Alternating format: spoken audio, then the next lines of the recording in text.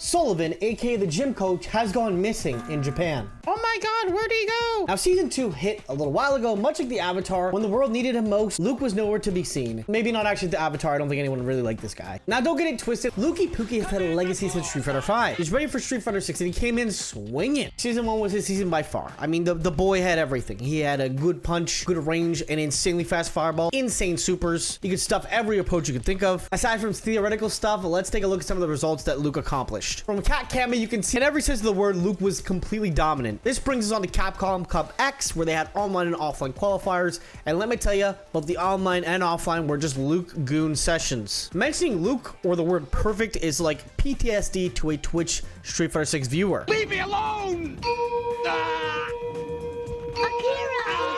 You can only watch Crouch and Medium Punch so many times before you get bored. At the end of Capcom X, we had top 8 players, and out of this number, 3 of them were Luke's. There was not a single other character that had a duplicate in that top 8. Now, don't forget, I am a Luke player, of course. This may sound like I'm hating on him, but I can admit, even though I love the guy, he's my boy, he was a bit strong. The travesty he caused on the mental of many players probably requires some therapy to some extent. Now, we suffered a whole year of this, but season 2 hit like Christmas, except for Luke. He got a little bit of coal. A lot of his moves got nerfed. He was not the impressive demon he was before. The demon in season 2 is definitely Akuma. He's coming here and he's taking it by storm. Now, surely, although he did get nerfed, he didn't get nerfed that bad. I mean, it's not like Sagat from, Street Fighter 4 or anything, but people are going to play him, right? Like in Japan, they surely going to play a character that's very stable, right? Looking back on the stats I flashed before, Luke and Ken were undisputably the top 2 gamers. Ken controlled a lot of the online space and just in general play ranked, but Luke controlled a lot of the competitive scene.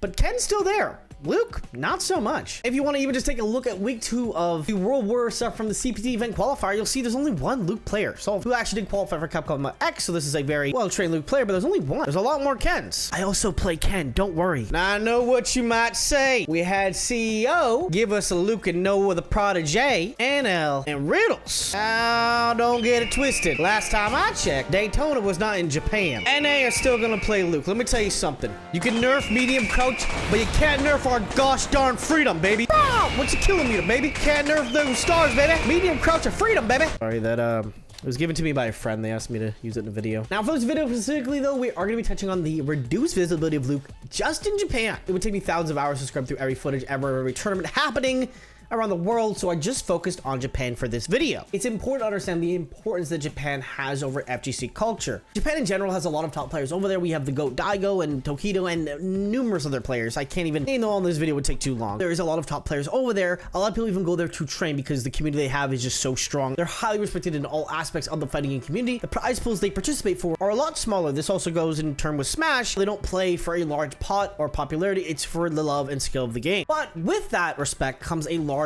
pull for how people feel about the game. If a top player like Tokido says Akuma's bad, everyone's gonna make a video about it. If Daigo says that modern controls are broken, well, then everyone's gonna talk about that too. People will study what Japanese players think about the game as they have a large influence on usually how the meta is gonna be played out. Obviously, when Luke was a top player, you had people like Kwano, NL, a lot of people from Japan, as well as Chris Wong from Hong Kong, maining Luke and dominating their respective countries with it. Now, obviously, this is an exaggeration. I'm not saying that every time someone says a character's bad, they get shot and their knees get taken off, or if they say they're good, everyone's picking them up. But in general, people do pay a lot of attention to what Japanese players think about the game. And the Luke changes were nerfs. Obviously, I can't deny that fact. It's just how it is. But I don't think he got ruined. We're not, jumping to Street Fighter 4 Sagat or anything, but he did get nerfed. But he's gone as a main for a lot of Japanese players. Let's take, for example, these invitational that's been happening lately called Topanga. I hope I said that right. As of recording this video, we're about 3 weeks into it, and they've gone through 3 different groups with a lot of top players you can see below. Now, I scrubbed through 30 hours of footage, so please like and subscribe. Oh my god, I was gonna lose my mind. And I made together an Excel sheet showing exactly how many times each character appeared within a set. At one time means the character could have been played the whole set or was featured in one singular game, but this amount of times the character was featured uniquely in each set. Despite NL, Kwano, and Bonchan all dominating with Luke in Season 1, they have all switched to new characters. Even someone like Lashar, who went from Chun-Li, tried out Luke for a little bit, has now settled on Ed. So the numbers go as follow. We got Akuma at 52, Ed at 40, Ken at 21, Chun-Li at 8, Zengi 15 times, Juri 8, 21 to Kami, Guile is 8, Rashid 17, Dalsum 8, Aki 8, Lily 8, JP once, Marisa once, 6 M Bison, and 1 Manon. But you'll notice not a single game of Luke. Even for a counter pick or anything, no one in this entire invitational touched Luke even one time. That boy's looking more Dutch bride than me. But anyway, I think in general, Luke's still going to be played a little bit in NA, but what do you guys think? Did Japan decide Luke is dead? Do you think it will carry on to the rest of the regions, or do you think Luke's just being underplayed right now? A possible reason for this is that Luke in general was very good at shutting down other characters, but because he got nerfed, a lot of his shutdown tools aren't as strong. He's not as impressive as he was before. He is not the body blocker to low tiers anymore. A lot of low tiers are able to succeed now because Luke's become a little bit weaker. I'd even go far as to say he might not be top 5 anymore. Don't shoot me in the face, okay? Calm down. Let me know if you guys like this kind of video. I just did a bit of research on it. I thought it was interesting. I haven't seen a lot of Luke. I think the only time I saw one recently was Dual Kevin pulled it out at the Rivals event, and then he lost Ugachi-kun. So Luke's stocks are looking questionable, looking fraudulent, if you will. But that's all. Thank you for watching. Bye bye.